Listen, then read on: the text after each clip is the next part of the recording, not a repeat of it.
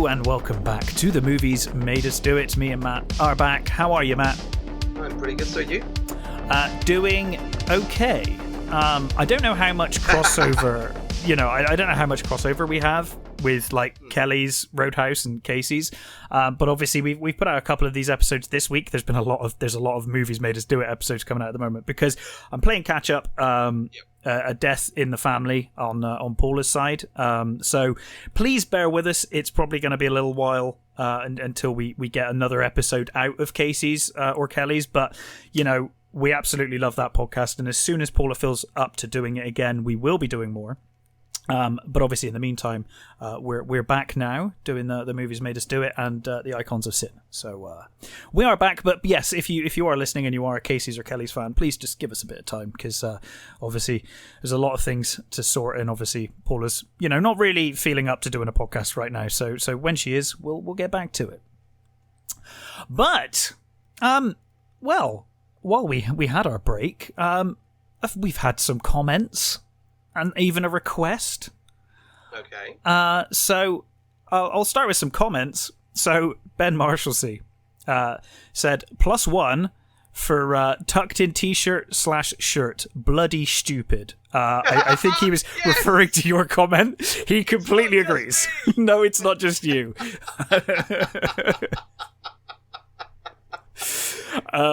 Alexander Will says still my favorite Dracula because people are still watching that fucking Dracula review.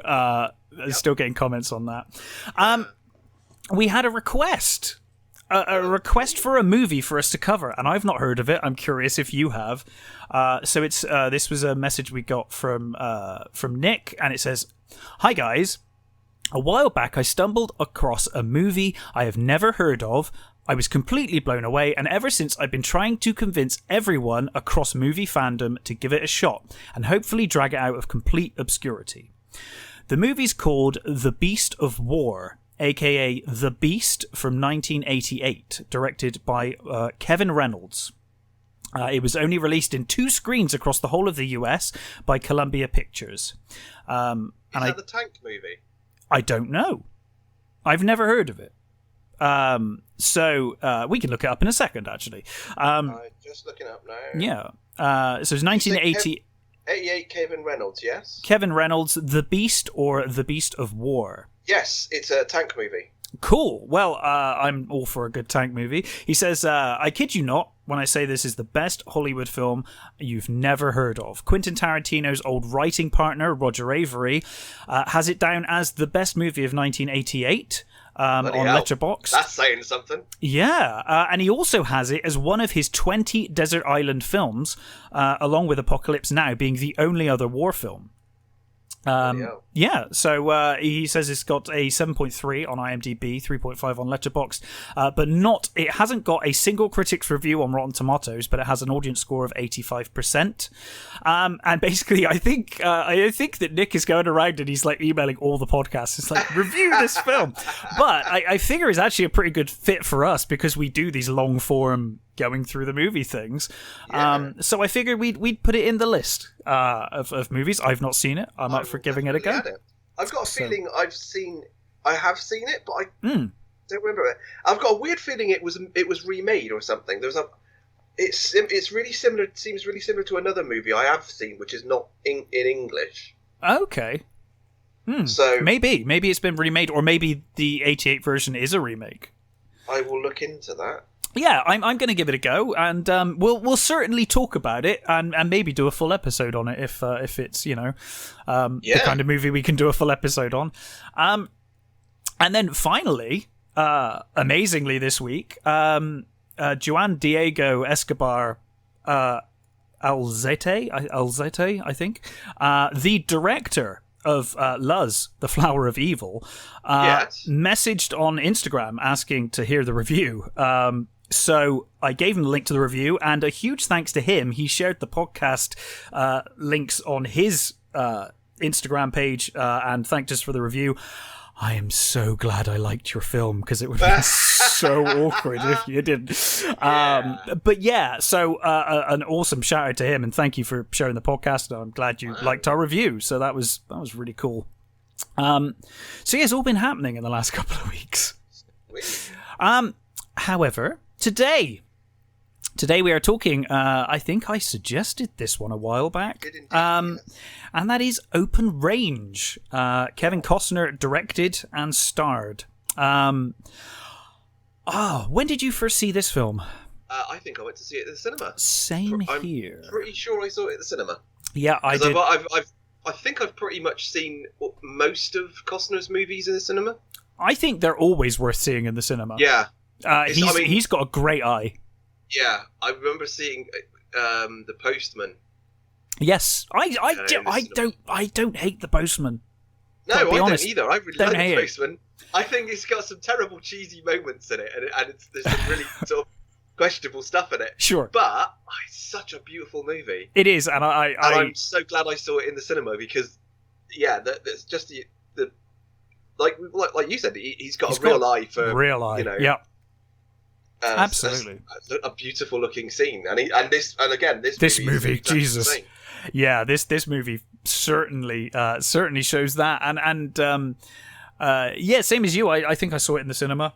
With my dad. In fact, I know I did because I remember seeing it at the cinema with my dad. And this came at a time for me when I was really desperate for new westerns, and there weren't many around. There were, obviously westerns are still being made, but not as many, and certainly not in the mainstream. No, most of them are sort of cheap and sort of, not terribly good. I think this movie came at a time when I was really desperate for one, and this was absolutely perfect. I loved this film when I saw it in the cinema, and it'd been a while since I've seen it, so I thought it'd be fun to do an episode on it. And yeah, I love it just as much. Thought, actually, is when you suggested it, I thought, well, I've already put it on. I have put it on the list. I thought, cool. I thought, we'd probably do it much later down the road, and I thought because I was convinced it wasn't that old. It's 2003. I know. I was thinking, well, I was only a couple of years old. I know. Think it's and then I looked up, and it's like, Christ, it's nearly 20 years old. Do you know? How the hell did that happen? I know, and I think I did a similar thing with Master and Commander a while ago, where I was just like, oh, Master and Commander's not that old, and you look up and like, oh, actually, yeah, time has flown. That's obviously on the list. Oh yeah. But it's based on the Open Range Men by Lauren Payne. I've never read the book, but no, I haven't. I'm kind of curious now. Same here. I had to try and find them out. Yeah, I wasn't aware that it was based on a book until I started looking at this. So, interesting.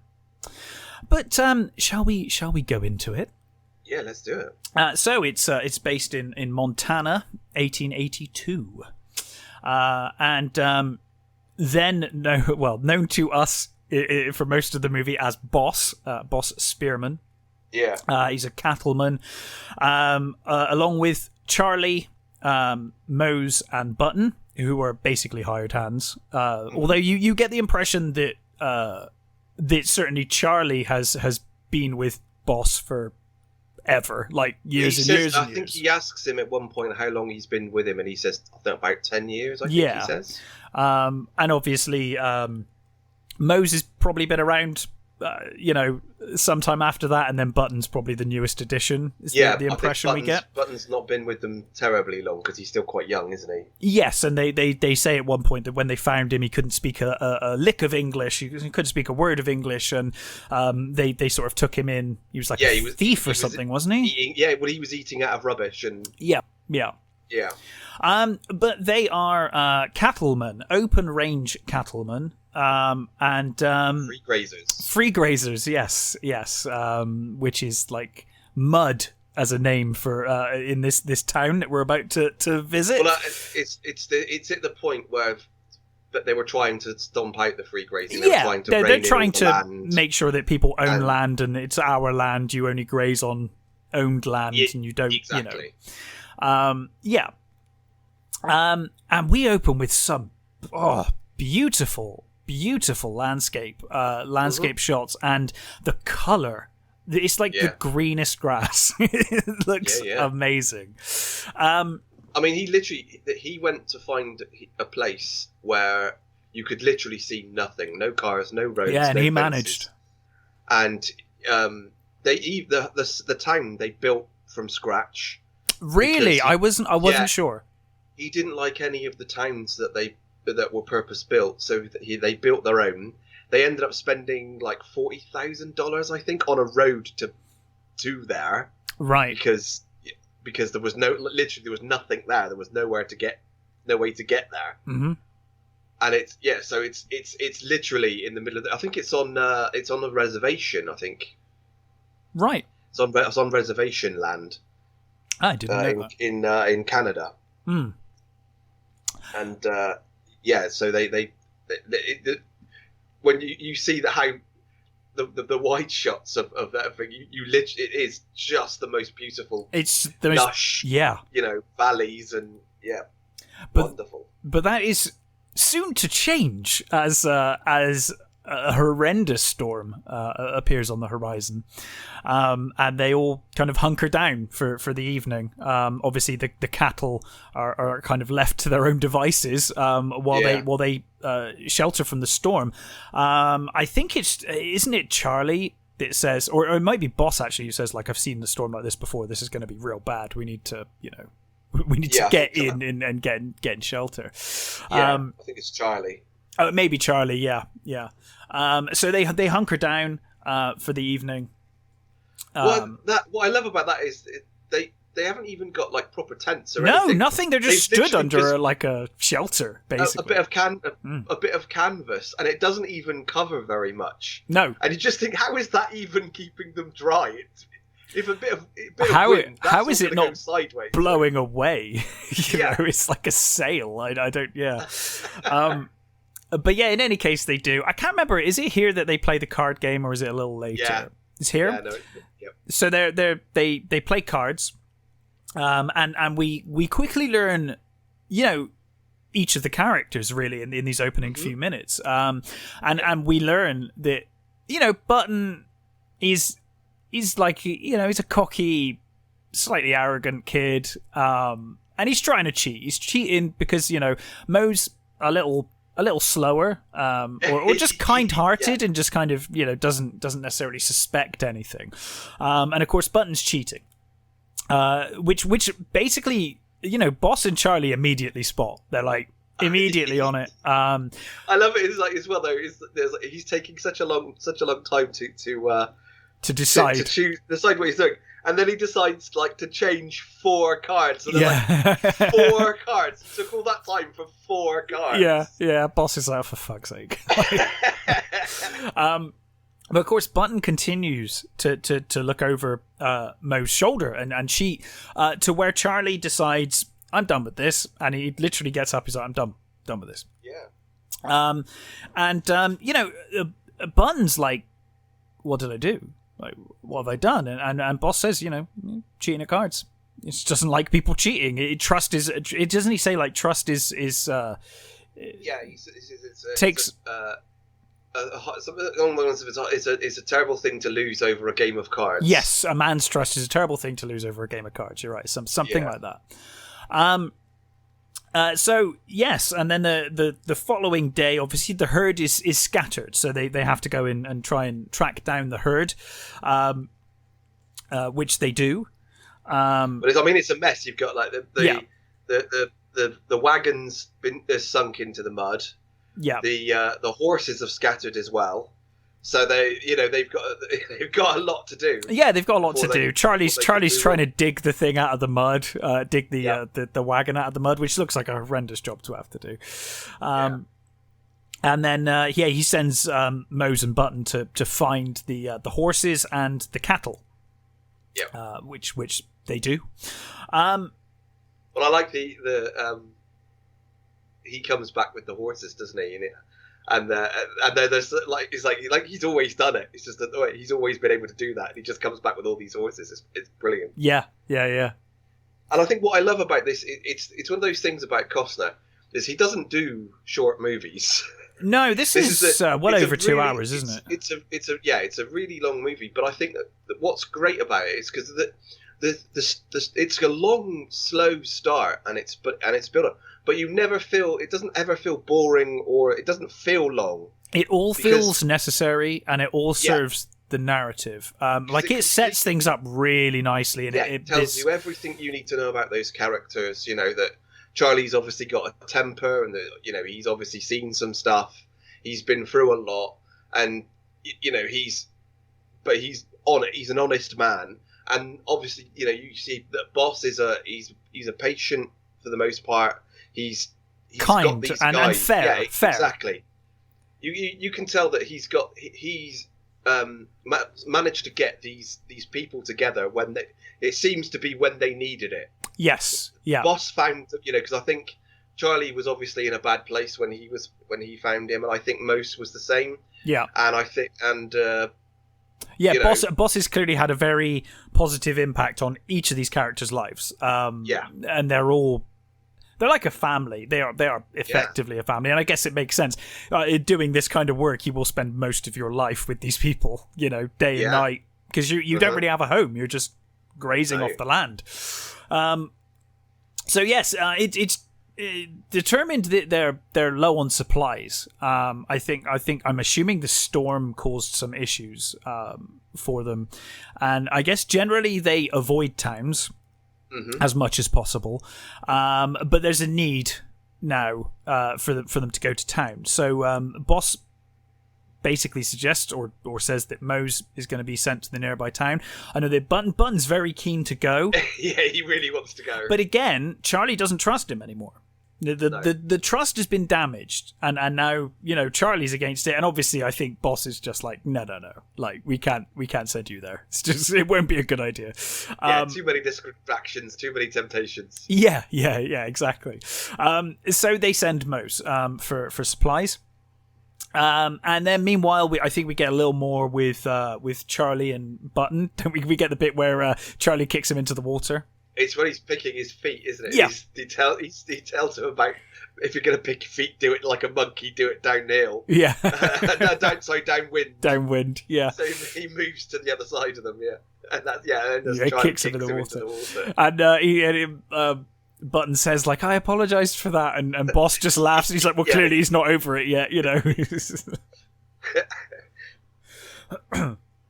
But then, you know, time passes, and Mose doesn't return. Charlie says, I think he says about the town. The nearest town was, I think he says, a day away. Yes, a couple of hours to do what you're supposed to do, and then a day back. Mm-hmm.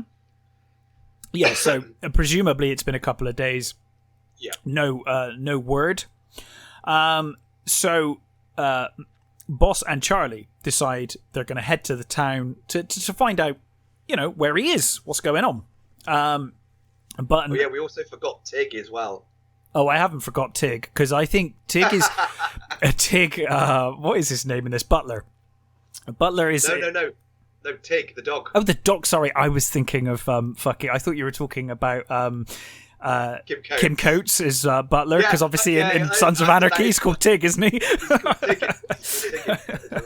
Yeah, sorry, of course there is the dog as well. Which always, oh man, whenever there's a fucking dog in a western, you know it's going to end badly. Yeah, but we do get like good things later on with another dog. So. We do. That's very true. And at least Tig was old, and there's a lovely line in this where Mose, where they're about to leave, and Button's like, you know, obviously they've said Button to look after the wagon, and Tig's like barking, and you know, Button's like, oh, he wants to come with you, and Charlie, I love that line where Charlie's like, you know, his heart wants to, but his body doesn't, you know, he thinks he does, you know, his heart's willing, but his body's just, you know, he's too old.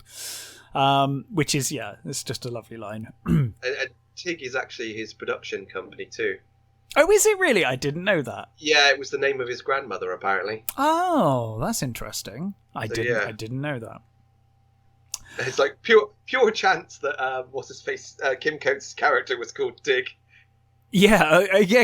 Well, I think he's called Tig, isn't he? Called Tig in Sons of Anarchy. He's called Tig in Sons of Anarchy. That's why I made that mistake there, because I was like, oh, I assume you're talking about the about Butler, which I really love the way they deal with Butler. They talk him up. They talk him up and talk him up, and it builds and builds and builds, and then you get that ending. It's like, oh, that's so good, so good. You kind of hear him as like hearsay and like rumor, and like, oh my god, he's like this amazing gunman. He's so good with both hands. Yeah. But we'll get to that in a minute. Anyway. Yeah. So Bose and Charlie head into the town. You can see it's kind of an up and coming town. They're building a new sort of there's a new building. I'm not sure what it is. Some structures going up as they come in. Some structure going up on one of the on the main. Which makes for a hilarious scene later on, but we'll get to that later. Yeah. And they meet with what is his name? What is his name? Percy, I think it is. Who's the blacksmith and kind of. I guess he's like he's a blacksmith and a ferryman. Stableman. So he's the stable. He runs the stable. They meet him. Played by amazing Michael Jeter. I love Michael Jeter. Was wonderful. He really was, and I love his character in this film. So one of the funny things is Robert Duvall keeps calling him old man. Robert Duvall's 20 years old. I know. He's so brilliant in this. For sure. As well. He's tremendous. I don't think there's a bad performance in this film. You may disagree, but I don't think there is. They're all fantastic. So yes, they meet with him, and he's nice. He's a nice guy. Yeah, he's a little off at first, but then kind of comes around pretty quick. First, when they ask him about Mose, and he says where he is. He says he's in the jail, and he basically got into it with the sheriff's boys, didn't he? It's Baxter's men. Oh, Baxter's men. Yes. And and obviously he was arrested and whatever. And he does say, like, it seems like he gave as good as he got. The guys he was fighting didn't come off particularly well either. He broke one of their arms. Yes. And as we will find out, that's Butler. Yeah. So they head to the jail to basically, hopefully, get him set free or post bail. Pay to have him released. And I really love the way we're kind of introduced here to Michael Gambon's Baxter and Paul and that relationship between the two, where Baxter, and I think even Boss points it out, where he's like, Baxter's just fucking sat there like King Cool at the back, just letting Marshal Paul deal with the two of them until he's ready to kind of be like, I own this fucking town, So of course they come in and they say, we're here for Mose, and the marshal says, he beat up a bunch of people, got into a big fight. And I think he says he started it. Yeah. And Boss says Mose doesn't start fights. He ends. Doesn't he say he doesn't start fights? He finishes them. Something like that. And they.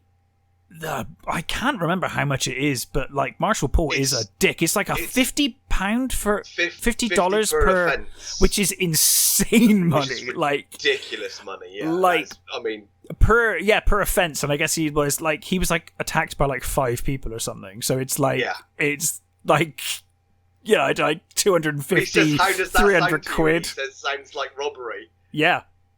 Which, I mean, you've got to think. I mean, like in 1882, $50 per offense, like, 250 quid. That's insane. Dollars, obviously. Yeah, that's well over. But adjusted for inflation, I would imagine that's crazy.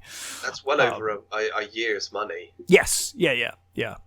And then, of course, Baxter speaks and kind of intervenes. And he basically says, this is a nice town. This is an up-and-coming town.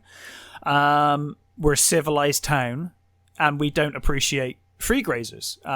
And he tells the story, doesn't he? A couple of years back, you need to be careful, because a couple of years back, this free grazing outfit came through town, and they ended up dead, basically. Yeah, well, he says that their wagons got burnt, their cattle got scattered, and one of them ended up One dead. of them ended up dead.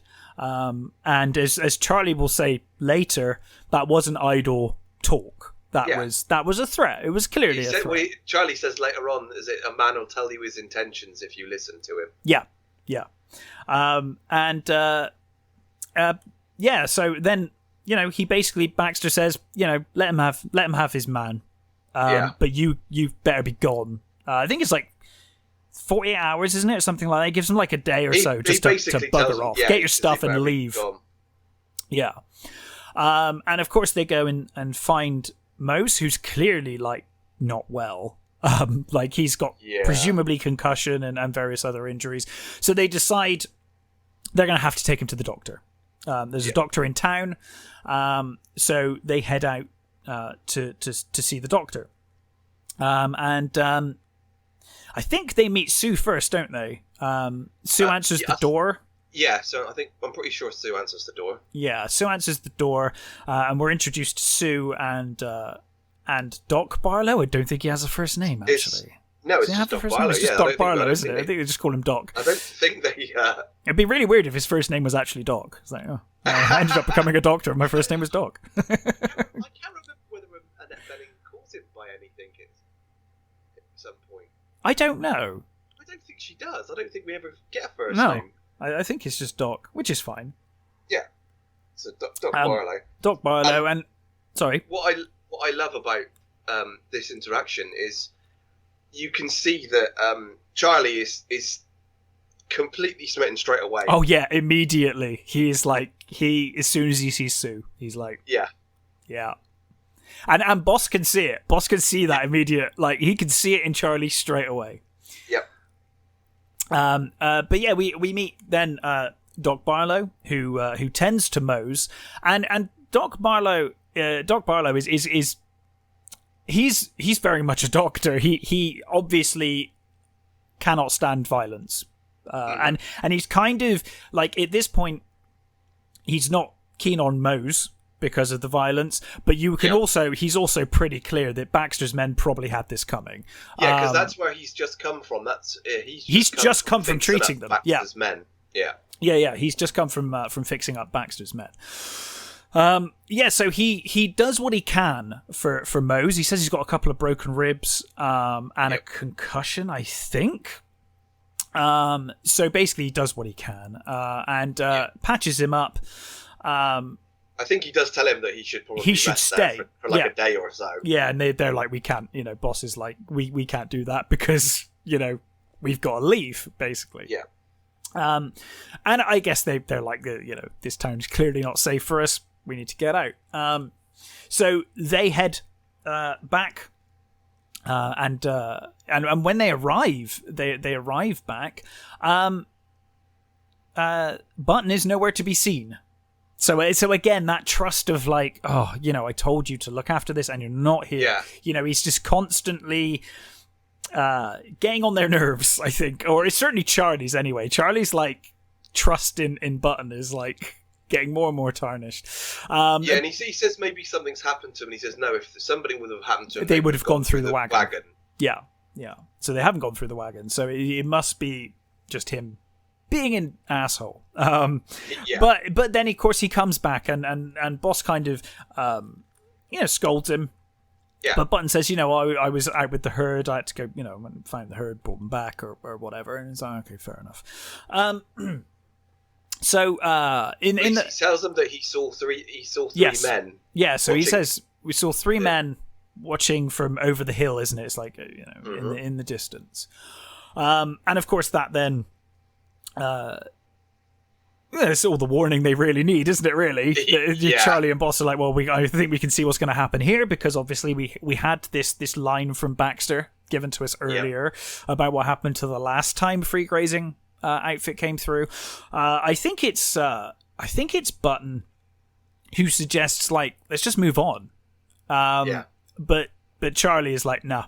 Like, they're not going to let us move on. Like, he wants the herd. No, he means to have the herd. Yeah. He wants to take the herd for himself, and we're going to end up dead. So, Charlie and Boss take rifles, and they go out to find these horsemen, leaving Button and Mose with the wagon. And you get that lovely bit where they ride off, and Button's kind of annoyed that he can't go with them. He wants to help. He wants to be a part of the action. But then Mose says, I've got some sugar in the wagon. Like, I brought back from town, you know, and obviously without them there, they can go and gorge on this sugar.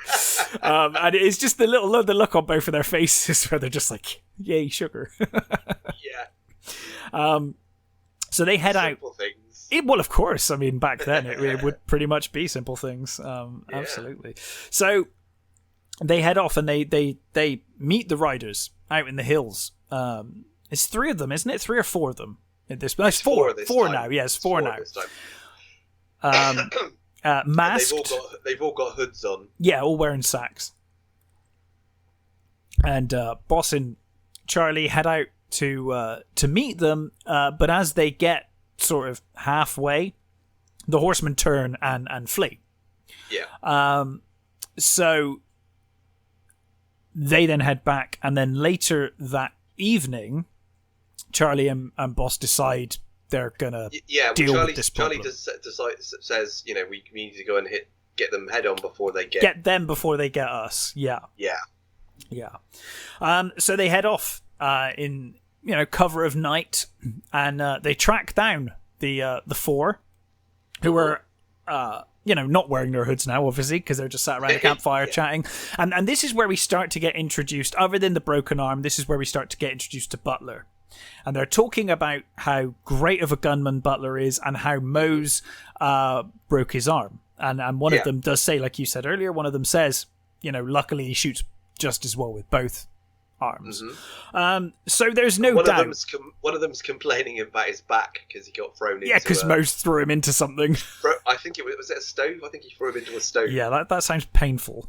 Yeah. Definitely sounds painful. Especially considering what that stove was probably made of back then. That would have been a solid piece of iron. Yeah, big old iron stove. Yeah. So there is no doubt that these are the men they're looking for, so they approach them with guns drawn, they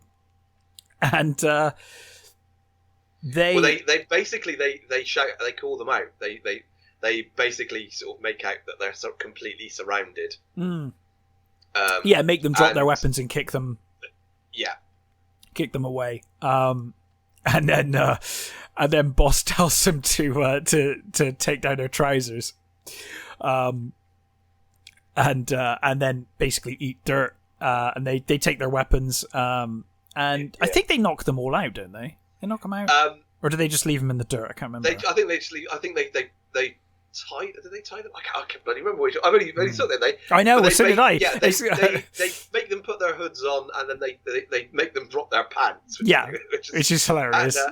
And it doesn't Boss say like, they don't look that intimidated to me, Yeah, and Charlie's breaking their Winchesters. He's smashing them into the which must have been a hell of a fucking swing on that man. Yeah, I would imagine. I was thinking when I was watching that scene, I was like, if I tried doing that, I'd probably embarrass myself and still be trying to break him over the tree right now. But yes, I think I'm right in saying I think Winchesters were a good $20. I think. They're expensive, expensive things. Yeah, for sure. They wouldn't have been cheap and well made as well. I would have thought. So, Charlie finishes doing that, and they're about to leave, but Charlie approaches one of the gunmen with his gun drawn. He puts a gun to the guy's head, and cocks it. He's, like, ready to shoot the guy. And you get the impression that... I'm not sure if Boss knew Charlie's entire background. He obviously knew vaguely. Yeah, I don't think he knows it. I don't think they ever really talked, because they don't even know each other's real names, do they? Or they, things like that. So, but here, obviously, Boss can see Charlie's got a history, and he's haunted by his history. He's got issues. He pulls this gun, and he's not even really listening to Boss at this point. He's clearly struggling mentally with what to do here. Yeah, well, I think he's used to killing, and he's clearly used to not having someone come back on him. It's deal with it and get it out of the way, and it's the old patterns coming back. Yeah, yeah. It's been 10 years, but all this stuff is brought back. Bad memories and has made him go back to who he was, sort of thing. Yes, yeah. He's he's regressed back to his Civil War self. I can't remember if one of the guys here actually hints that they need to get back. He's like, probably. Well, one of them says that because Boss asks them how many men Baxter has, and he says they're probably already at your there. camp. Yeah. Yeah. And then I think they do knock them out and they head off, ride off back to the wagon. But of course it's too late. Yeah. They get back to the wagon and they find Mose has been shot dead. Yeah. Through the head. Through the head, yeah. Which is immediately put down to Butler. Being the gun hand, or the talented gun hand. Tig has been killed. The dog, and Button has been shot. But not fatally. He would have died. He was going to bleed out, basically. Yeah, he would have definitely died if they hadn't got back when they did. He's got a clear head injury, and he's got I think it's like a stomach wound or something, isn't it? Yeah, I think he'd been shot, hadn't he, in the stomach? Yeah, he's got a shot to the stomach. Yeah. So they bury Mose and Tig. In the they bury Mose inside the Windows XP wallpaper. I don't know if you know the wallpaper I'm thinking of, the hills on Windows XP. It's exactly like that because it's so green. It just literally looks like the Windows XP wallpaper, or Vista. Maybe it was Vista. Can't remember. And again, with this movie, they take their time. They don't. There's no sort of now they need to do the revenge. Now they need to get to town. It's like they deal with things first. Time. They take their time to he digs a hole. He digs the holes. He puts them in it. Yeah, they have a moment of mourning. It's not like we're immediately going to go down there and start taking these people out. They, like you said, they deal with everything first. And I think it's only like they're then like obviously we need to go to town anyway because Button clearly needs medical attention now. Yeah. So they head back. I also actually I love that. I think it's Charlie says, "Do you want to say some words about over Mose?" Yeah. And I think Boss says something along the lines of doesn't want to talk to him right now for letting he doesn't want to talk to God. Something so awful happened to a kid and and Mose. So. Yeah, I like that. There's some lovely little lines there. There are some great. This is a really well written film. I don't know how much based on the Open Range Men means. How much of this dialogue is in that book? Because I think it's a romance novel more than anything. I gather that Lauren Payne is more of a romance novelist than a although I guess you could argue it's like half romance, half. Well, it's kind of it's kind of both. It's definitely got a strong romance story in it. Yeah, it does, and of course that's gonna begin pretty shortly. Well, this thing with the script was Costner when he got the script, he basically said that he only ever had Duval in mind to play Boss. Oh, he's so perfectly cast. And he sent him the script, and he read it within 24 hours. He agreed to do it. Yeah, and not only did Costner want him that much, he also put his name above his on the movie. Did he really? I didn't notice that. Yeah, he put his name first. Oh yeah, actually, I can see here his name is actually top billing. Yeah. Yeah. Well, I guess he is kind of the star of the movie, to be honest. He's certainly the. He's got more lines and more. I think Charlie's probably the main character. I think, but Boss is the one that holds it all together. Yes. Yeah, for sure. So they head back to town, with Button. And they go to find the doctor. The doctor is not in. Yeah, he's had to head elsewhere. And so Sue is basically the only doctor there who can help. And it's quite clear that these two know nothing of medicine. At one point, Boss is like, I think his hearing's fine when she's like looking for like blood in his ear and stuff. To see if he's got blood in his ear. To see if he's got concussion and if there's any injuries. And it's like, I do love how embarrassed they both look. That they kind of took the piss out of her, but she actually is like she knows what she's doing. Know what she's doing. Yeah, absolutely. And then afterwards, after he's kind of stabilized, Boss says, no offense, Sue, but we need the doc. We're here for the doctor's treatment. And obviously she says, he's not here, but, she's clearly well trained. She clearly knows exactly what she's doing.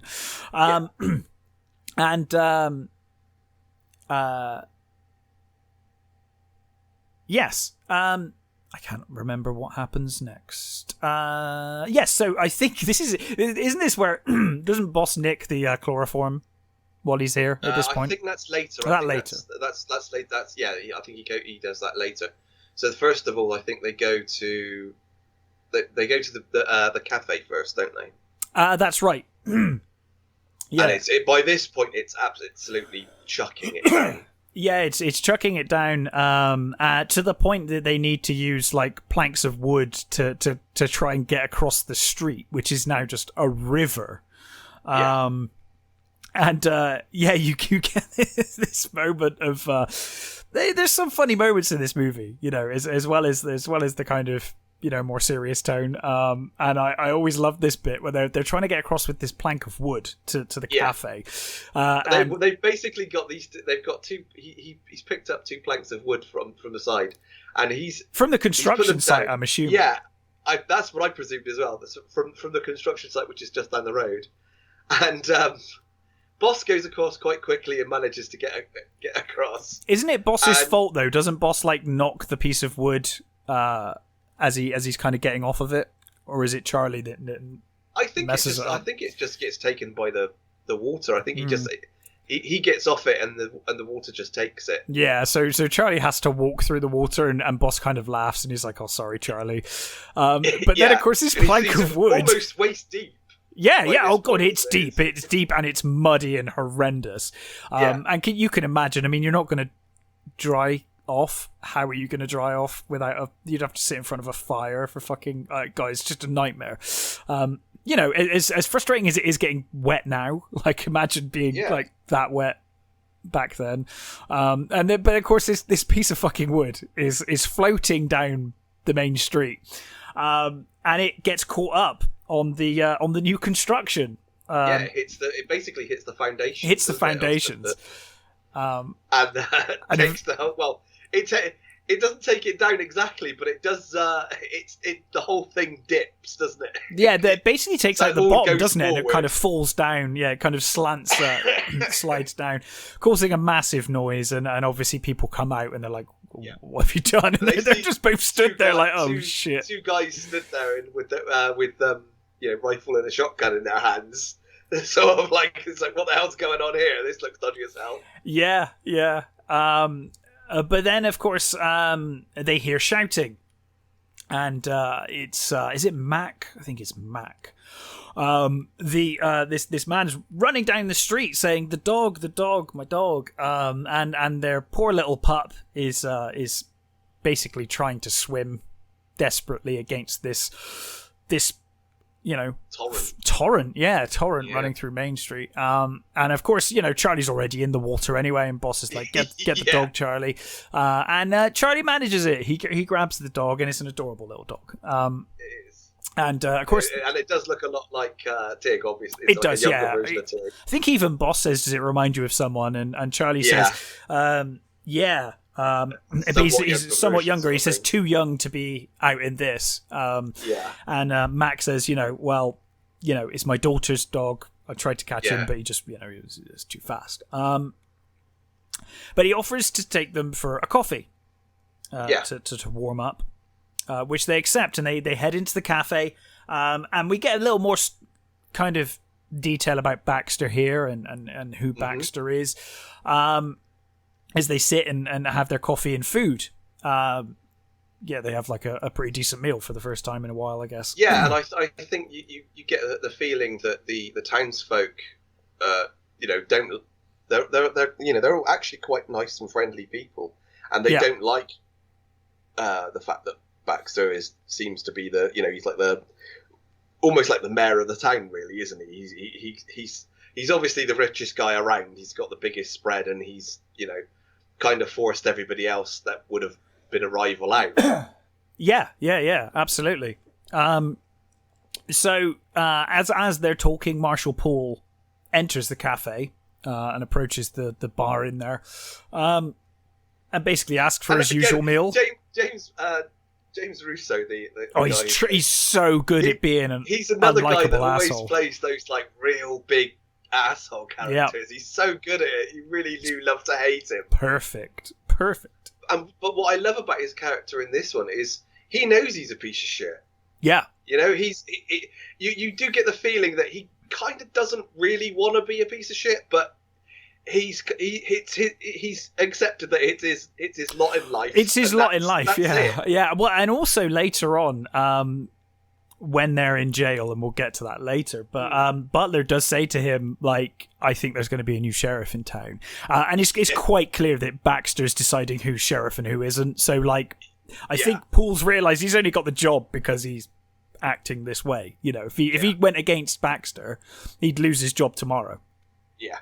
But of course, Boss and Charlie go to leave, and as they're leaving, Marshal Paul says, "I'll be having words with you two boys," and Boss turns around and says, "We'll be having more than words with you," and obviously they're both holding rifles, and Marshal Paul goes into this big monologue about free grazers and if anyone's seen harboring or helping these free grazers, you'll end up in jail.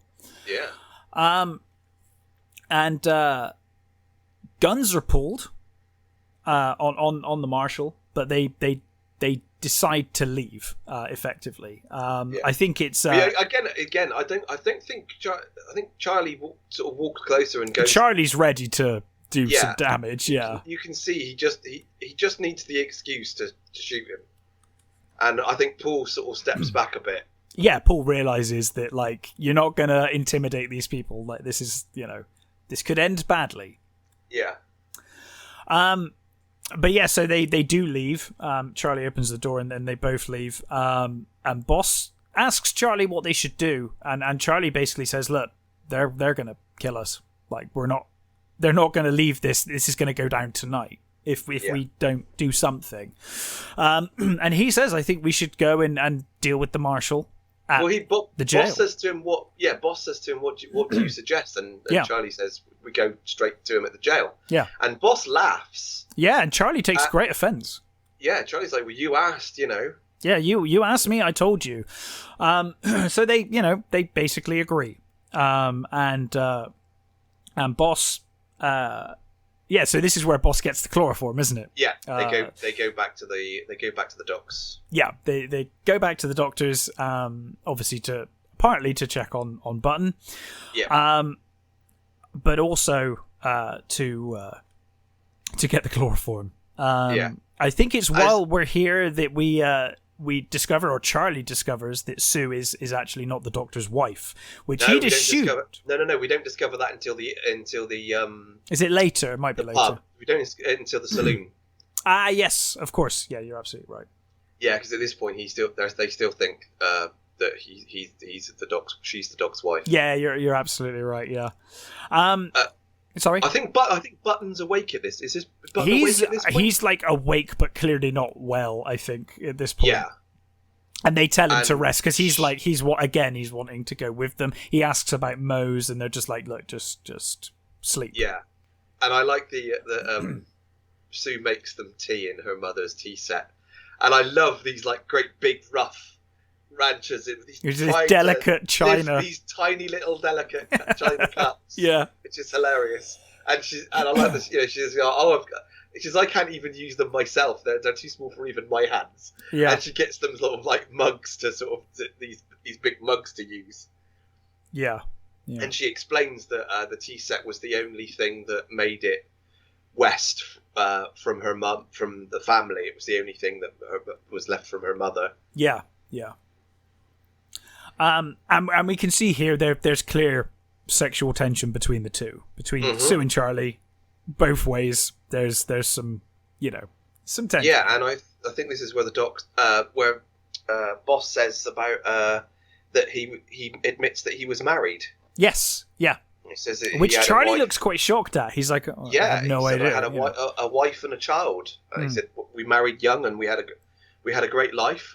Everything was good, and then basically typhus came along and took them both. And then he said home didn't seem like the place to be anymore. Yeah, which is why he doesn't have a home anymore. He just lives on the land. Why he became a free grazer. Yeah.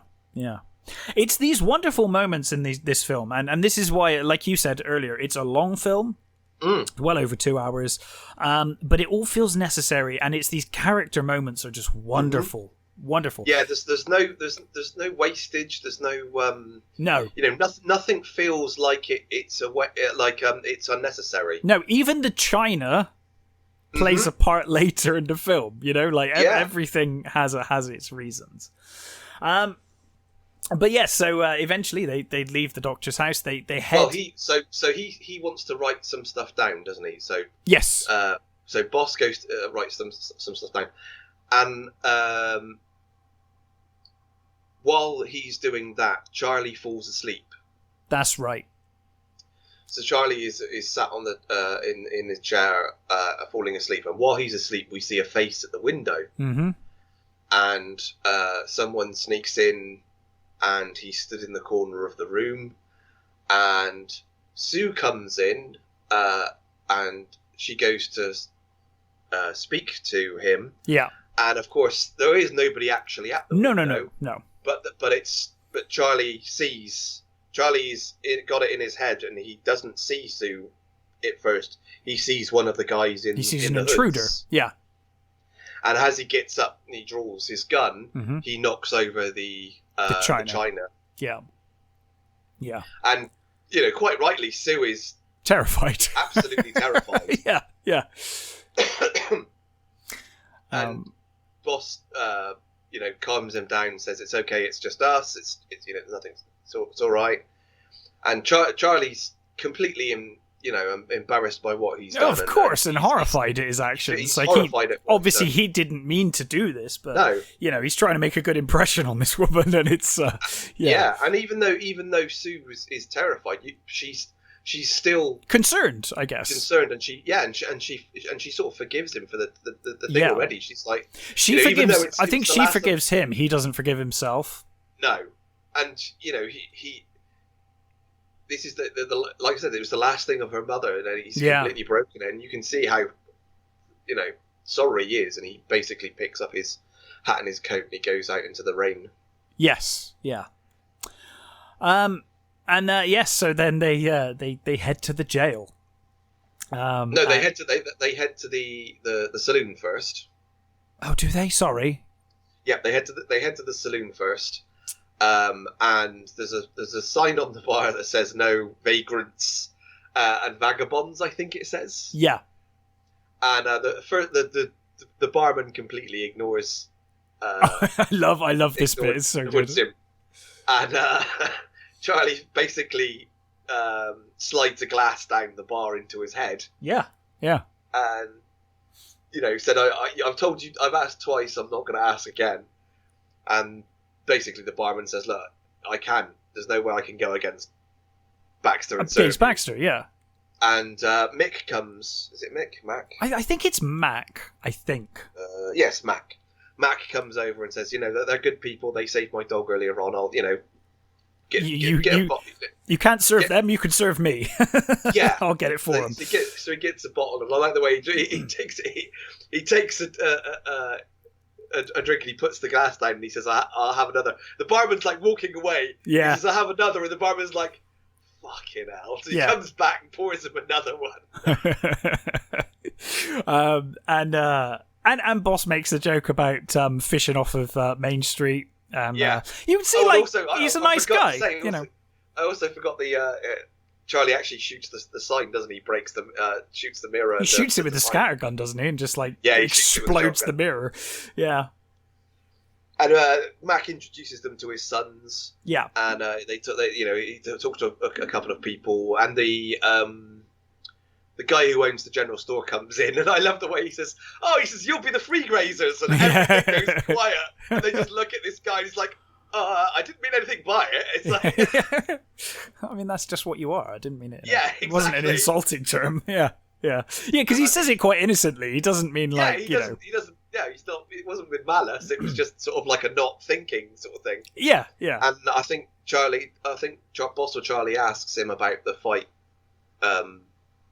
with Mose. Yes, because it happened in his store. Yeah, and this is where he explains, and he says about Sue, doesn't he? Charlie mentions Sue. Yes. And of course he says he's not the Doc's wife. He says we left him with the Doc's wife, and they were like, "Doc hadn't got a wife," and it's like, "Who are you talking about?" Sue is like, "Sue ain't his wife, it's his sister." Yeah. And you can see that it was like the sort of dawning realization and the relief on Charlie's face. Yeah. Like, Charlie's like, "Oh, so she is. There is potential here." Yeah. Yeah. I mean, while this is happening, you also get we can see that there were Baxter's men are hiding in. There's like one in a wagon. There's one I think he's in the livery doorway. And I think there's a couple of sort of hidden around in certain parts of the town. Yes, yeah. And I think they finished their drinks and they're about to leave. They're leaving, and isn't it the shop owner? Percy. It's Percy. You're right. It is Percy. Percy comes along and basically says, he's got his coat over his head sort of thing when he comes up, and they're like they start on him and they like pull their guns on him. It's like, whoa, it's just me. And he says, you want to go back into the saloon? Yeah, he said, doesn't he say like, "Let me get you a drink"? And they're like, "Oh, we're leaving," and he's like, "Well, come have a drink anyway," because he says, they're waiting for you down there. And they give him he gives him some money and says, go and have a drink on us. Yeah. So he goes in and but basically they said, right, okay, no, because that's right. He asks where the sheriff is, and he says the sheriff's on his own. Yeah. In the nice warm jailhouse. Yeah. So that's where they decide, right, okay, that's where we're going then. So they go. Yeah, and Boss has basically decided at this point, oh, actually, Charlie, your plan was the best plan. The plan you had. Certainly now that we know he's on his own. So yeah, they head to the jail. Yep. And they hold up the marshal. Yeah, Marshall's there playing a little fiddle. Yeah. And obviously he's an idiot. I mean, what kind of sheriff sits with his back to the door anyway? I know. I did think that. I was like, oh, but that I think that speaks to his character. He's fucking cocky, arrogant, so sure of his position that no one's gonna, because they own the town, just too complacent. And he probably assumes that Charlie and Boss are being killed as they speak, Yeah, exactly. They're either going to be killed or they're going to be brought in. Yeah, at some point, Yeah. But of course they hold him up and they end up locking him in his own jail, which must be pretty damned embarrassing. Yeah, and I like the way they tie him up like a hammock. It's like yeah. sort of like tied up, sort of hung up, which is brilliant. And he uses the chloroform. Yeah, uses the chloroform on him, and they also round up his goons as well. One of the things I like, apparently, Costner keeps something from every film he's ever been on. Is that right? And the thing he kept from this movie is that bottle of chloroform. Amazing. It's a really nice little blue bottle. That I like that. Yeah. So this is another bit that I love. Is they're waiting for these guys to turn up, and they've both fallen asleep. Yeah. Boss has fallen asleep at the desk, and Charlie's falling asleep nearer the door. Yeah. And Charlie wakes up at the sound of footsteps coming down the walkway. So he hides behind the door, and the guys come in, and of course, Boss is asleep, and they're like, "The old man, we've got him, brilliant, we've got him, he's asleep, he's ready." And of course, Charlie, surprises them from behind with the Boss's shotgun. Yeah. And of course, Boss wakes up and goes to reach for the shotgun, but it's gone, and he pulls his just makes an ass of himself. Weapon. Yeah. So they get them in the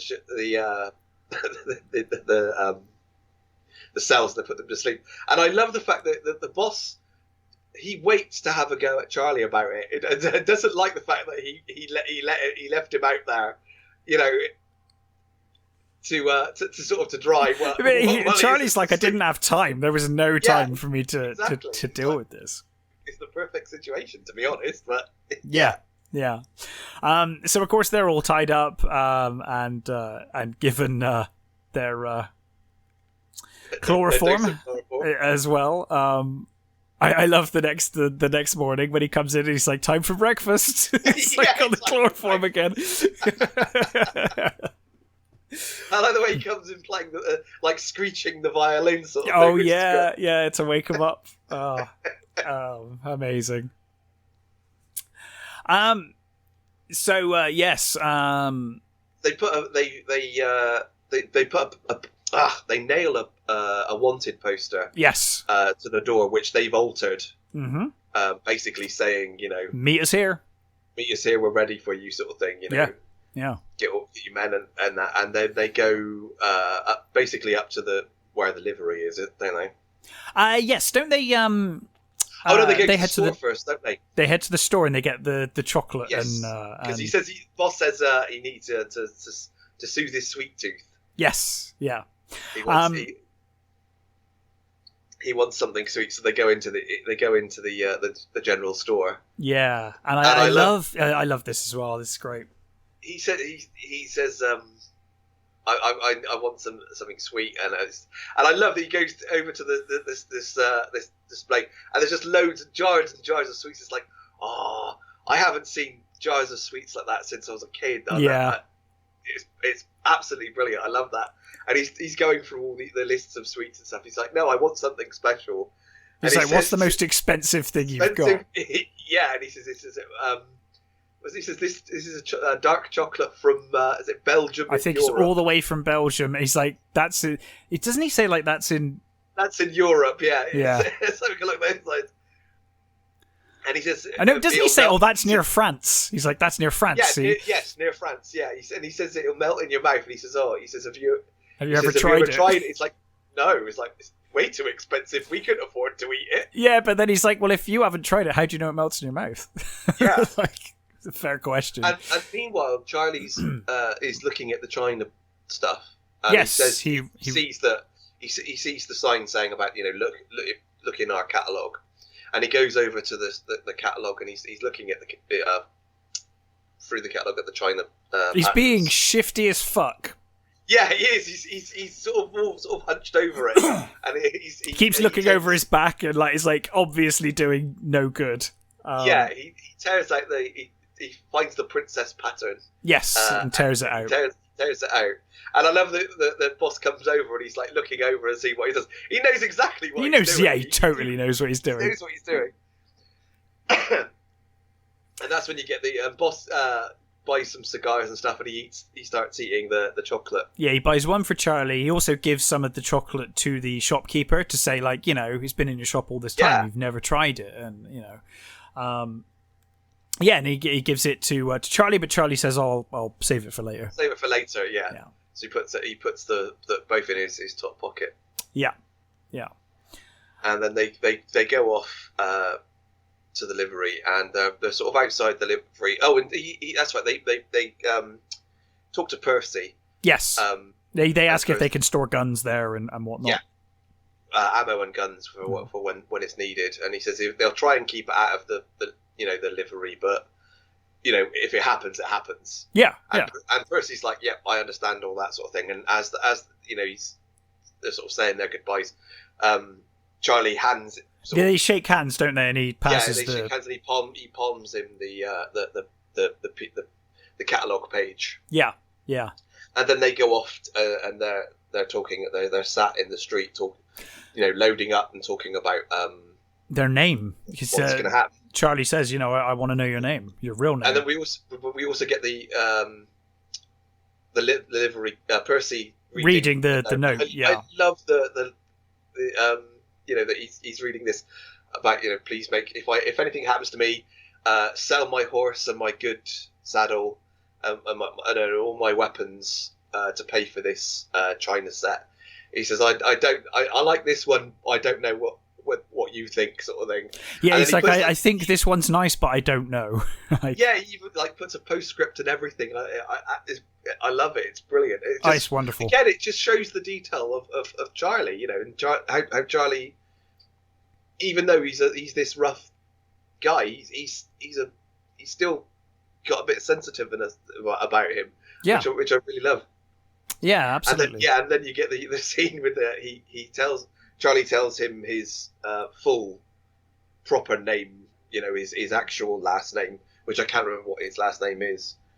And he says, I think his last name is, oh God, what was it? Because there's something really... Is something beginning with T? No, wasn't it Blue Bonnet or something like that? No, that's what Boss's first name is. Oh, sorry, Charlie, yeah, I know, I can't remember. Yeah, no, Charlie tells him what his real It is something beginning with T, I think you're right.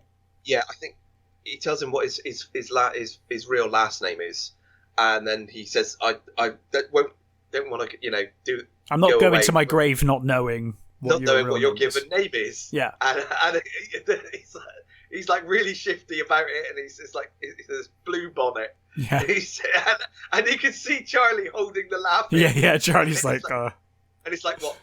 No other name? No, Blue Bonnet Spearmint. And he makes Charlie swear that he will never tell anybody what his name is. Which I thought was hilarious because they're pretty sure they're about to die anyway, but it's like, no, you're going to make this promise just in case we survive. You're making this promise on the off chance. But yes, and then a horseshoe is thrown at them from. First of all, you can see while they're doing this, the Baxter and his men have they've come back. They've started getting They found the ransom note and all of that. Yeah, they found the note and they found everybody. The sheriff asleep. Yes, and this is where Butler laughs at them and says, "I think there's going to be a new sheriff in town." And Baxter's just like, the whole thing's a fucking joke to Baxter. Like, not Baxter, Butler. Sorry, it's just a big joke to Butler. He's finding it all hilarious. Yeah, and I think he knows he's like the number one guy there. It's like, Baxter needs Butler. He doesn't need the sheriff. He needs Butler. Because Butler's that good with a gun, and that ruthless. And you can always count on Kim Coates to play an absolute piece of shit. Yeah, he's so good at it. He's just so good at it. Yeah. And of course, Costner killed his character in Waterworld as well. Yes, he did. Yeah, he plays a real piece of shit in that as well. He does as well, yeah. But yeah, so he basically splits his men up into two, and him and Butler and two others, I think it is, go down the main thoroughfare, and the sends others, a couple round the back, doesn't he? Yeah, it goes to around the side of the town. Mm-hmm. And Percy is seeing that they're coming, and Percy throws a horseshoe at him. Yeah, he basically puts up his fingers to tell them how many are on their way. Yes, yeah, I think he throws a horseshoe at the wagon they're hiding behind, and then just basically he like mouths to them where people are. So yes, and it's kind of time for this shootout that's been building the whole movie. It's kind of building towards this. And what a fucking gunfight this is. This is tremendous. And such a tense moment as they approach. They approach the bunch. As they square off, there's the real sort of brilliant build up to them sort of walking up to each other and I can't remember what Boss says. He does make a joke about killing them, and Baxter says, "You won't find it so funny when I shoot you full of what you're shot full on of the holes floor and bleeding or something like that, isn't it? Yeah. And that's when Charlie says to Butler, "Are you the man that killed Mose?" And he's like completely. He laughs and he doesn't he say like, "Yeah, I did, and I enjoyed it too," or something like that. He did enjoy it. He said, "Oh, I shot the kid."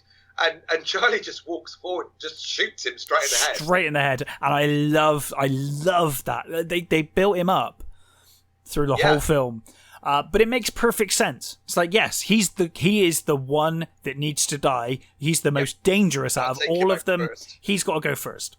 And then there's a sort of a moment of what the fuck has happened. Shit! Yeah. And then he actually shoots Baxter. He catches Baxter in the shoulder. Yeah.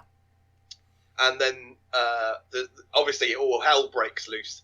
And again, he does these wide shots of this gun battle. Yeah, and it's all chaos. Yeah, and then it really shows how inaccurate a lot of these guns are, and that like the chaos, because they're reasonably close and they're not really hitting each other very much. They're like it's just chaos, absolute chaos. Boss gets clipped. Yes. And there is one thing that does make me laugh in this is the shotgun blasts.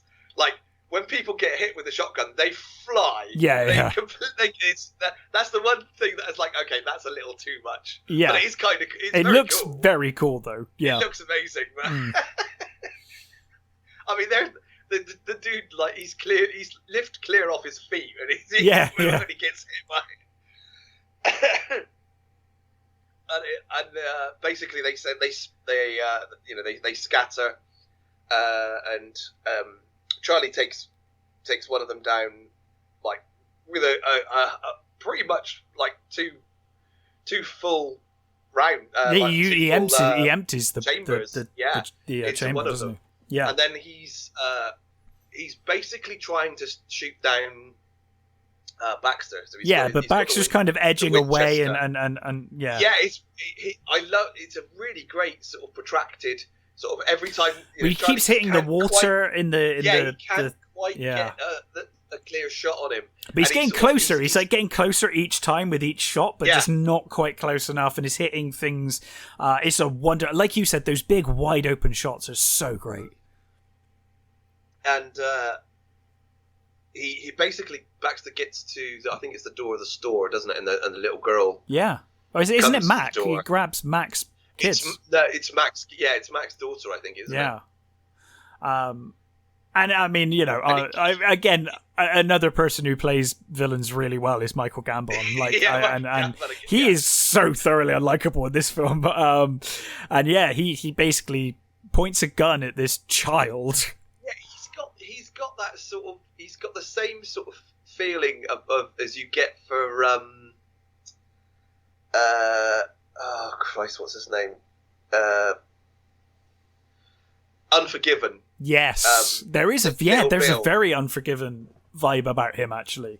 They're quite similar in some ways actually, in that kind of outsiders coming into town and the being a very corrupt town and run by this piece of shit. But yeah, so he. I mean, it is a standard. Oh, of course it is. Of course it is. Yeah. But yeah, so he escapes. He goes into the store, doesn't he? He goes through the back way of the store. Yeah. Meanwhile, the kid has woken up, hasn't he? Yeah, he wakes up and he hears the gunfire, doesn't he? Picks up a weapon and heads into town himself. Baxter goes to the docks, doesn't he? To get patched up. Yeah, he escapes through the shop, I think, and he goes to shoot. Oh, that's right, and he finds Button there. He goes to shoot him, and he goes to shoot, and the doc says, "If you kill that kid, I will not patch you up." Yeah, you're gonna die, basically. Yeah. So he doesn't shoot him, and the doc goes with him, to the jailhouse to patch him up at the jailhouse. Yeah, and the kid basically follows. Yeah. So at this point, a number of Baxter's men have been killed. And Baxter basically says to the marshal and his men, like, get the fuck out there. Like, you're going out there. And of course, like, Marshall quite rightly is like, we're not ourselves yet. I mean, like, you've literally been chloroformed. We literally are like in their heads, totally out of it. But yeah, obviously he's like, no, you go out there and you kill these free grazers. And basically they've used their first sort of rounds, and Charlie's is sort of reloading and stuff. Yeah. And I'm not actually sure. I guess it's a storeroom. It's like a storage shed. Yeah. And he's getting shots are coming at him, and that's actually we do get Percy warns them by shooting at him. Percy shoots at him, and he's like, "What the hell?" And it's like he warns them that these guys are coming. And Charlie basically, boss is in. Is he sat in the? I think he's inside. He's inside. Yeah, he is. He's inside. I think taking shelter because he's been clipped at this point as well, hasn't he? Yeah, and these two guys come around the sort of side and they see Charlie's hat's on the floor. Yeah, and they come to the conclusion that he's in this shed. Yeah. So they unload through the door. Yeah. And when they open it, there's just all these sacks. It's like sacks of grain or something, isn't it? And Charlie's was basically above, sort of on top of them, and he straight up kills one. The other one legs it, doesn't he? The other one legs it, and I love that. By this point, Charlie is so in like killer mode. Kill mode. That he goes through the wall. Yeah, he literally kicks a hole through the wall. Yeah. Yeah. And basically gets him and guns him down. And then you get basically like a lull. I thought he didn't he hit him, but he didn't kill the guy. He doesn't kill him. No, because Boss talks him down, doesn't he? Yeah. Isn't this the guy that Boss talks down from killing? He's like, don't kill him. There's a lull in the fight, and Boss and Percy come out. Yeah. And again, Charlie's reloading, and then he notices the guy starts crawling off, and he notices he's crawling off, and Charlie basically goes to kill him. And Boss says, no, you can't kill him, and he's like, no, I'm not looking over my shoulder the rest of the. Yeah, and then this kid's just like, he's a kid basically, and he is like begging. He's like, "Sir, I promise, I won't, I won't come after you." And Charlie says, he needs to die, and the Boss says, "Look, we're here." He says, "This is what we're here for." He says, "We're here to." And the Boss says, "No, we're here to do. We're here to do. To see justice is done. What you're going to do here is murder." Yeah.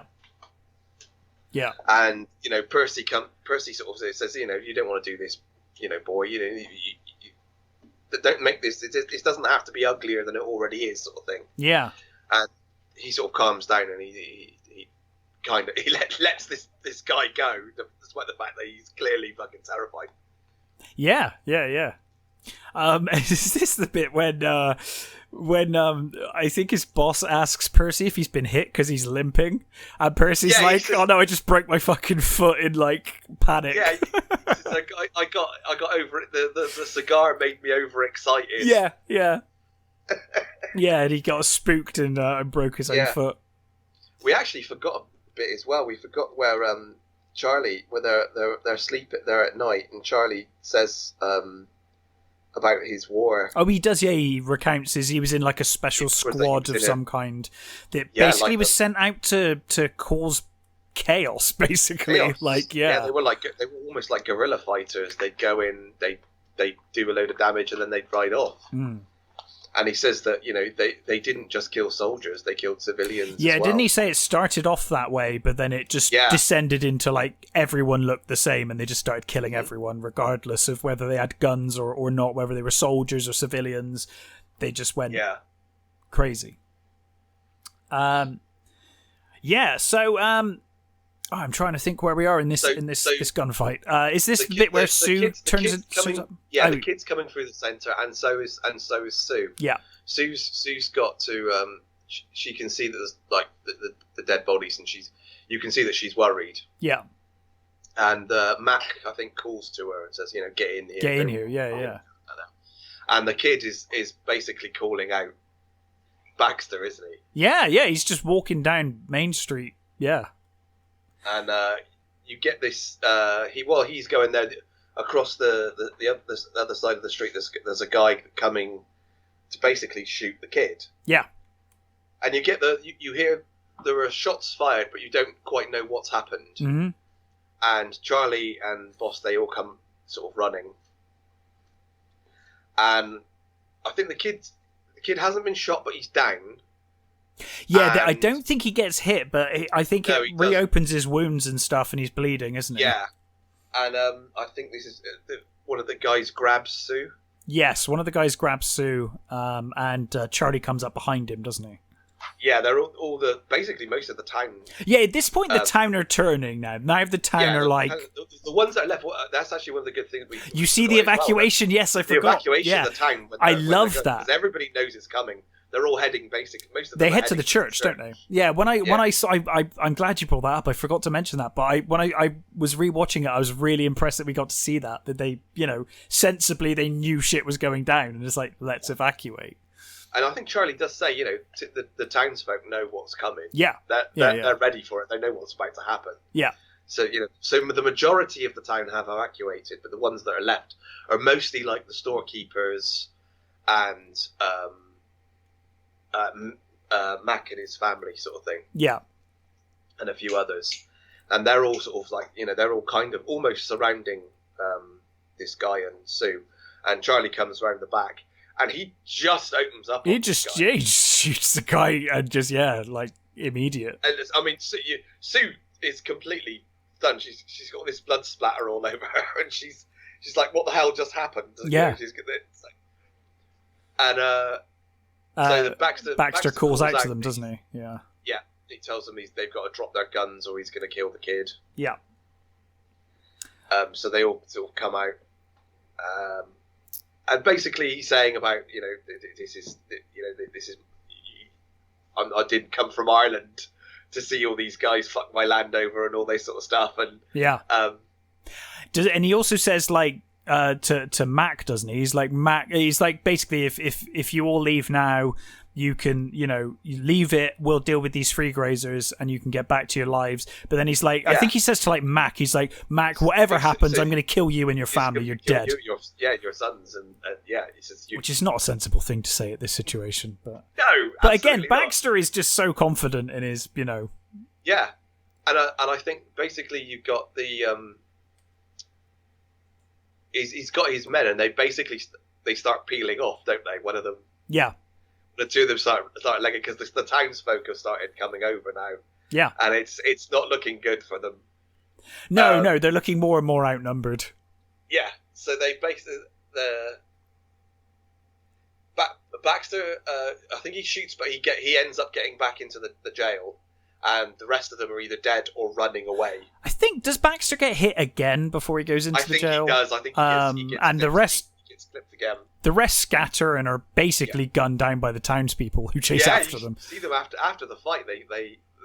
I think the one that you saw get away doesn't get away. He doesn't get away for long. The townfolk completely run him down. Yeah. And then you get this tremendous standoff. Well, it's basically just Baxter shooting through the. Yeah, shooting through the jail, isn't it? Yeah. And almost the entire townsfolk. And Charlie and they're just waiting, just shooting. Yeah. At the jailhouse, and I think Charlie's been hit in the leg. Charlie gets hit in the leg, yeah. So he's got hit in the leg, so he's down. And the boss basically says, I'm gonna go do it. Yeah. And boss runs towards the jailhouse, and I like what he does. He uses the scattergun to take out the door. The hinges and the lock, and he jumps through. And I love that he jumps through the door. There's a it's not clean. No. He grabs his pistol, and Gammon's got his, and they both basically shoot at each other. Yeah. And luckily, Boss, with his great big heavy Remington, manages to get him first. Yeah, they have a conversation about the guns earlier on, don't they? Where Boss says like he likes the bigger gun. He likes the heavy Remington, and Charlie prefers the light Colt Army. Yeah, Colt the Peacemaker-y thing. Yeah. What I like this is he says, come on, shoot me, kill me. You want this? Yeah. Boss, he puts the gun over him. He says no. He says I'm not going to finish you off, sort of thing. I think that's isn't the doc watching over? Yeah, at that the doc's point? watching from the. So the doc sees like. Yeah. Yes. So Baxter obviously. Presumably dies of his injuries. He dies of it. Yeah, I don't think he had long. At this point, I think he's already lost quite a lot of blood. Anyway. Yeah, I don't think he's very well. And I think he's got quite a bit of lead in him at this point, so I don't think he's going to survive it. No. So like we said, the townspeople hunt down the remainder, and Charlie kind of locks himself in the bar. Yeah. He basically locks himself in the bar and says he wants to speak to Sue. Yeah. Can't remember who it is. I think it might be Percy who just says to her, like, he's waiting in the bar for you. No, it's the general store owner. Yes. Yeah, that's right. So she heads to the bar and there's all these people stood outside the bar like, what the fuck is going on? And she goes in and he apologizes to her. He says, look, I'm really sorry for and I love the way he's led out on the bar, isn't he, when she comes in, and he goes to stand up when like when a woman's come in the room, so he goes to stand up and she's like, no, don't you don't have You've to stand been up. Shot. Yeah. Yeah, and they have this conversation. They both confess their feelings for each other. And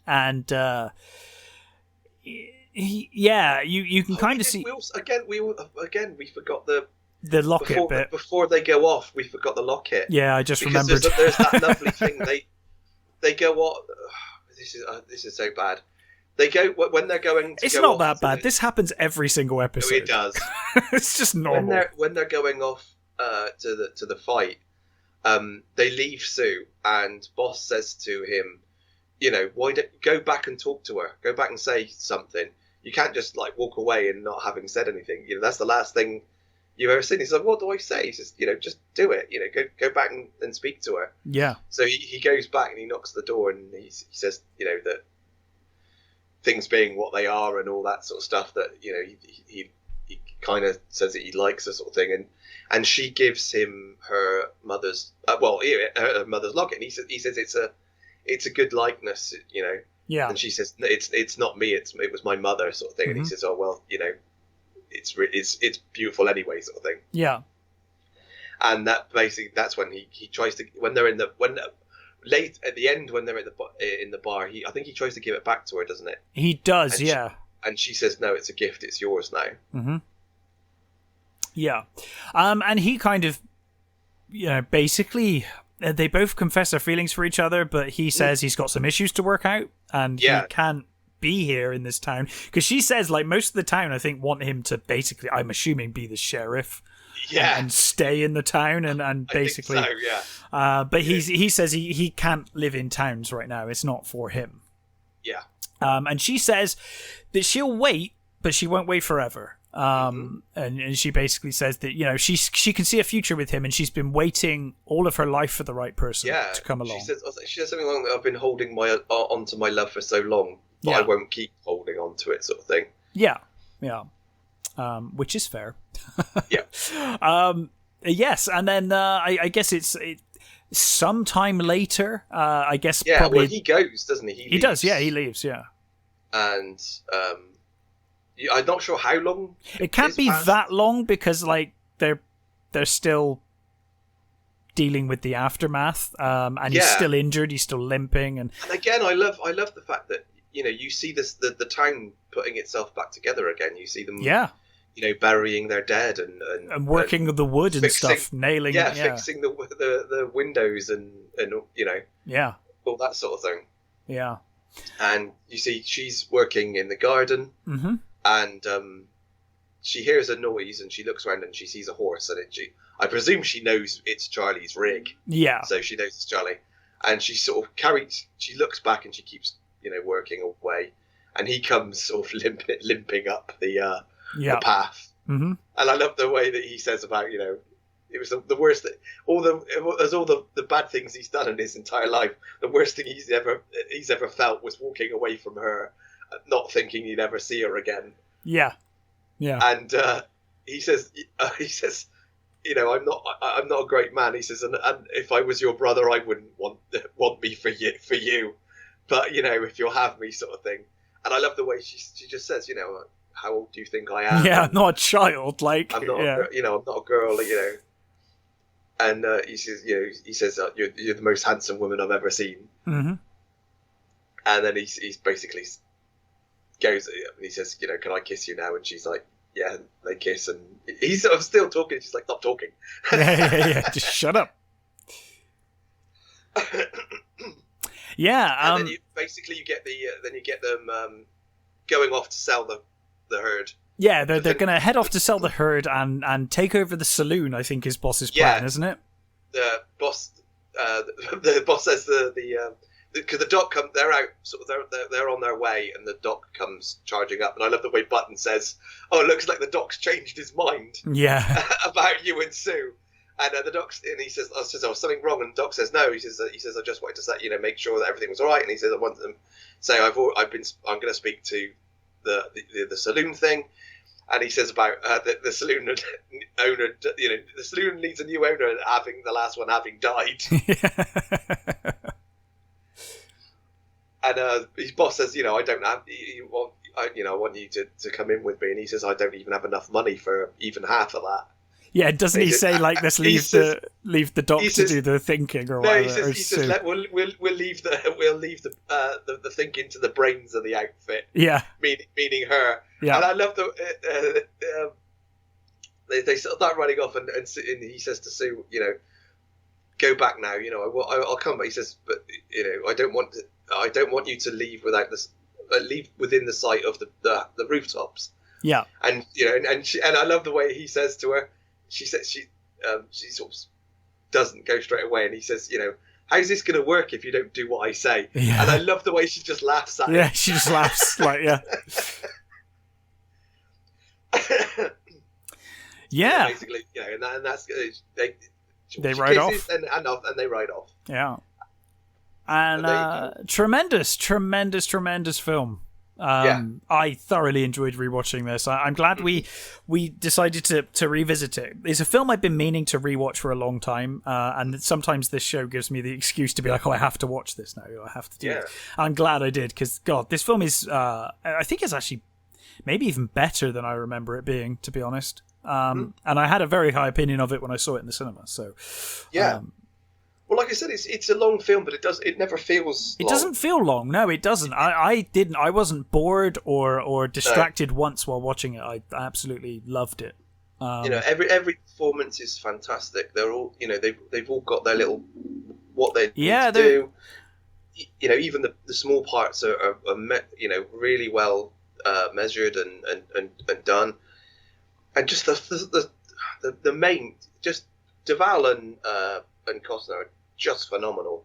Yeah, I mean, even like you said, even the small roles. You've got like Julian Richings as like a tiny character in it. He's barely in it, and you're like, Jesus, everyone in this film is like so talented, even down to like people that turn up for 5 seconds. You're like, wow, Yeah, it's amazingly put together, beautifully shot movie. Yeah, and it's almost one of the perfect westerns, because I think so. It's the whole sort of the character, the study of violence in the West. It's the changing of times, the modernization of how things are moving on, and how some people aren't, and some people want to grab everything they possibly can and hold on absolutely to what they've got. It's a fantastic movie, and I do think it's right up there with Unforgiven. I think so. It's honestly up there for me as far as westerns go, and there's a lot of competition, but I would put Open Range in a top 10 for sure. I think totally it is that good. Yeah. But yeah, a tremendous film.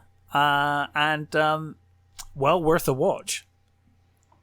But yeah, next week we'll be back to our usual reviewing movies fare. I'm gonna have to find some films to watch. There's definitely something. There's definitely something on Netflix I was gonna watch. I was like, oh, there's a new film on Netflix I should watch, but I can't remember what it is now.